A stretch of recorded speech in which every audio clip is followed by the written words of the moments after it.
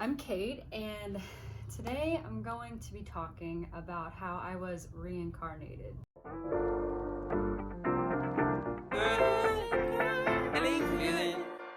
Hey, feeling good, like I should. When in circle, walk around the neighborhood. Feeling blessed, never stressed. Now I know. I don't know if everybody believes in reincarnation. Some people don't believe in heaven or hell. Some people don't believe in a lot of things. I'm 50-50 on the reincarnation thing. Part of me didn't believe it until the story was told to me, and me being the reincarnated one. If I seem a little jittery, it's because I've had a lot of coffee. I love coffee. I don't even know how to start this story. I just remember I was in high school. I was about 15. I was definitely not 18 yet. I was a wee old lad. I was a newborn baby, okay? I was a child. I was living in Chicago. I'm in Texas now. And I was with my friends, and we were in the city. I was with a group of 4 girls. I'm not gonna name their names just for privacy reasons. We were just roaming around the city like what are a whole bunch of teenagers gonna do? And we heard about this psychic, okay? I didn't, okay? My friends were telling me about her. At the time, I was like, oh, baloney, ham and cheese. I don't believe you. No, you're lying. My friends were like, no, like, she's legit. I was like, okay, fine, let's go see her. I just remember it being really cold outside. I was all bundled up. If you've ever been to Chicago, or if you live in Chicago, you know, it gets cold, really cold. This lady had like a hole in the wall type of place, but she was inside of a library. My friend's like, okay, well, like, it's down this way, and we take a right and we take a left, and then we went down these steps. It was like street level, but then we went down steps to get in there. We walk in and I'm like, this is a bookshop. Okay. So I'm expecting to see like moons and stars and a crystal ball and a tarot table. So my friends were like, no, shut up, like, just be quiet. And I was like, okay. We are like going down this long hallway, which I'm thinking is like where the bathrooms would be. And mind you, this library was like mostly wooden, old books everywhere. Didn't seem very modern or new. It just seemed very outdated and kind of like, how is this place still open kind of place. Like, I was even uneasy just being in there because of how nobody was in there. We go and walk into the back room, and every time I tell this story, I like give myself chills. And she knocks on the door, and then this woman dressed in completely normal clothes opens it. And she's like, come in, like, come sit. I'm going into this kind of closed-minded. Again, I'm a very young teenager. I'm, you know, happy-go-lucky, but also like, stay away from me. But so we walk in and everybody introduces themselves. This woman looks at me and she goes, hi, Midge. Midge? Who the is Midge?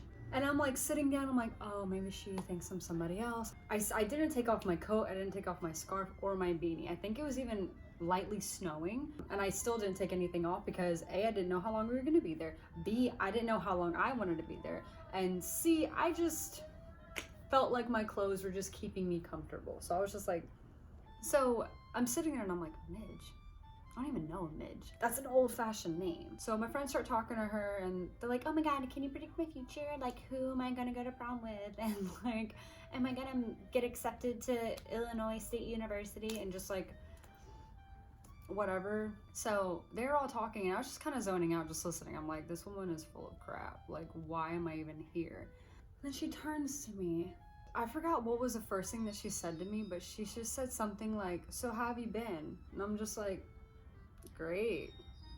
I don't know, it's kind of like, I felt like I was being scammed, so I just wasn't gonna put anything into it. And she was like, you don't remember me? And I was like, no, I don't. And she starts to go on about a story about me. When I tell you this woman was hitting things, like hitting the nail on the head with things. So she's asking me, are you still afraid of guns? And I'm like, I mean, kind of. Like, why does she keep saying still? Like, what does she mean? And I'm like, yeah, I mean, I'm afraid of guns. Like, I mean, at the end of the day, who's not afraid of a gun being pointed at them, you know? Like, it just, I don't know, it's always been a weird trigger for me. I've always just been triggered by guns. She goes, okay, well, I mean, that would make sense. And I'm like, what would make sense? And she was like, well, that's how you died. And I was like, huh? That's how I died. I'm here. How are you telling me I died? We're still sitting there, and I'm just like, I'm literally thinking to myself, like, this woman is crazy. Like, one of my friends paid her to say some of this. Like, this is just, I just didn't want to be here. And then she goes, you like to dance? And I was like, actually, I don't know. Let me put it like this. I don't know how to, like, dance. Like, like, I don't know how to dance with a man, you know, like wedding style, or like, you know, I can't do like TikTok video dances. Like, I just, if I'm out and I'm drinking and my favorite song comes on, I'm just gonna dance. Does that make sense? I know I'm not the only one struggling with this. I dance, but I don't dance, okay? Let's put it like that. And I go, wait, can I ask you something? And she's like, yeah, what's up? And I'm like, why are you asking me if I'm afraid of guns? Because that, for some reason, just like, I don't know, something went off in my head. When she said, well, that's how you got killed. Like, that's what I told you. And I'm like, okay, what are you talking about? Like, stop teasing me, just like get to it. And when I tell you, when I asked this woman to get to the point, she got to the damn point. She started going off about a whole story.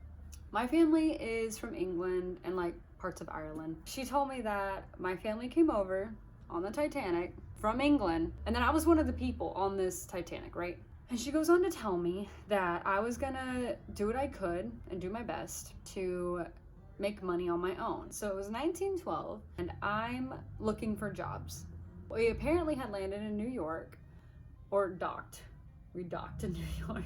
And apparently I had seen a marquee or a poster or some kind of advertisement advertising we need dancers. And apparently I love to dance. Oh, I love dancing. Dancing's my thing. I don't dance. I try. I apparently went in, applied for this job, and I got it. I was a flapper. A flapper, okay? Like a flapper, like a flapper. There was a situation where I was in this speakeasy, and she's in the middle of telling me this story, and she's like, you're in a speakeasy, and wait, do you still listen to King Oliver? And I was just like, when I was little, I remember I even have called my mom and asked her about this, and she still apparently, she apparently doesn't remember me saying this. Apparently when I was little, I was about 3 years old, I would ask my mom to play King Oliver. If it was Saturday and it was time to clean the house and we were playing music or whatever, I would request King Oliver. Now, if you don't know who King Oliver is, he's a 1920s jazz performer. Right, so I would ask my mom, in this lifetime, like me, I would ask her, can you play King Oliver? And my mom was like, who the heck is King Oliver? Like, what? What are you saying? And I mean, I was a kid, she just kind of shrugged it off, like, no, like, whatever, like, you're being weird. And I kind of remember this, I kind of don't. It's kind of just a little bit there, it's kind of not, I don't know. This lady goes on to tell me about that. But this is where I started to, like, kind of be convinced, because I was like, this woman is talking about something very, very relatable. No, I'm not gonna fall for it. So I'm like, she's just really good. Like, she's just one of those people who just like can get inside your head, right? And she's like, oh, that's unfortunate. Well, anyway, so you're in this speakeasy and you're dancing, you're doing your job, you're up there with 4 other girls. She even like set up the ambiance of how it was. There was people smoking cigarettes and cigars, and there was people drinking and dancing and listening to music, and there was apparently like jazz performers there. King Oliver was there. So, and in the back room that had a group of men, or as you would like to say, gangsters, in the back gambling. It's the 1920s, alcohol, gambling, dancing, the whole 9, you know? So I'm like, okay, and there's people gambling, cool, like typical. And she goes, yeah, until you were involved. And I'm like, what is this woman talking about? Like, just get to the freaking point. She said in this back room, a couple of these gangsters, there was like, I don't know, they were playing for money, obviously. And one of the guys somehow could see the other guy's cards. I don't know how, but like there was a moment where he knew what he was gonna draw, and he cheated. I don't know how to play poker. I'm sorry if that disappoints you. I don't know how to play poker. I'd love to try one day, but like as for right now, I don't know how to play poker, and there's probably a reason why I stray away from it. She's telling me, yeah, this guy's cheating, and he pulls out the card and he somehow wins everything. And the other guys are like, you cheated. And he's like, no, I didn't. He's like, yeah, you did. Like somehow they figured it out, and they start yelling at each other. They get up, flips the table, like there was a tussle for the money, and everyone just started freaking out. Then it escalates, and the fight comes out into like where everybody else is, the dancing and the singing and the music and all that it comes out into like the actual like club part. Everything stops, music stops. I apparently stopped dancing. I was up there shaking my ass, and I stopped. Apparently I heard this guy yell at the other guy, you're a cheater, I'm gonna kill you. Well, when you hear that, your first instinct is to run, right? I would hope so. So apparently I had like known how to get out. I had ran behind the stage, ran down some stairs, and as I'm running, I'm hearing gunshots, right? And I'm hearing screaming, and you can hear like tables being knocked over, and you just hear like a chaotic sound, because apparently I had only gone back there just to hide, just in case. But when I heard the gunshots, that's whenever I was like, no, F this, I'm out. And I run onto the back alley, trying to get away. I turn, I see the guy with the gun, who apparently had shot and I guess killed the cheater. And when I locked eyes with him, he shot me and killed me. Now I know what you're thinking. This sounds like the most exaggerated story ever. I was the same way. This woman really got me when she said this, because I was staring at her like, she goes, I know you don't believe me, but that's why you have that birthmark on your neck.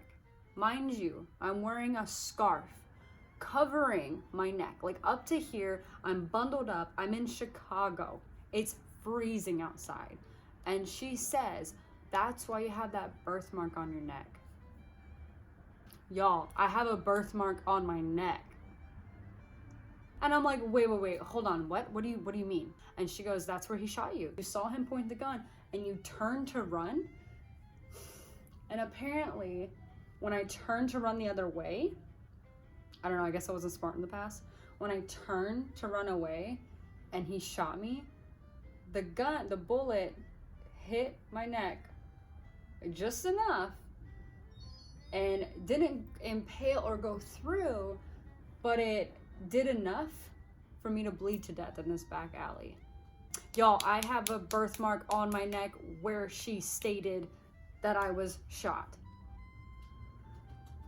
What? I was like, no, shut up. And I turned to my friends and I said, who told her? Which one of y'all set this up? Because this is not funny. I was like, this is not funny at all. And they're all looking at me with like shock. They're like, I swear to God, it was not me, I promise. And I'm like, no, one of y'all are lying. And this woman was just like, no.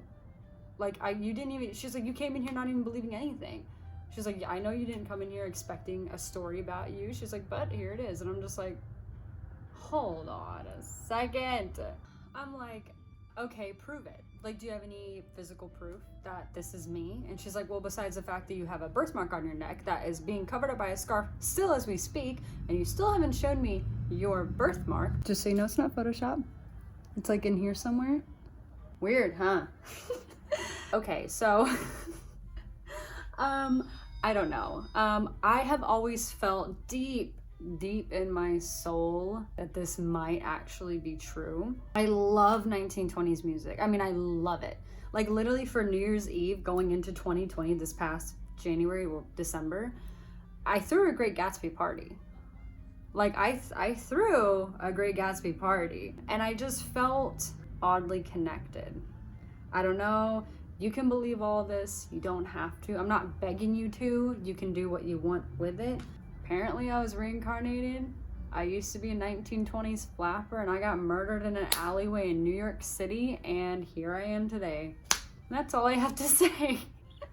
So yeah, that is it for this story time. If you would like any more story times, let me know, because I have plenty and plenty and plenty of crazy stories, and I think my friends are tired of hearing them because I tell all of them. You know the freaking drill. Please like, please subscribe, comment down below what your opinion is on this whole story, if you believe it or not, or if you have your own reincarnation story that you want to tell, do so. My social media is in the description. But other than that, I will see you in the next video. Bye!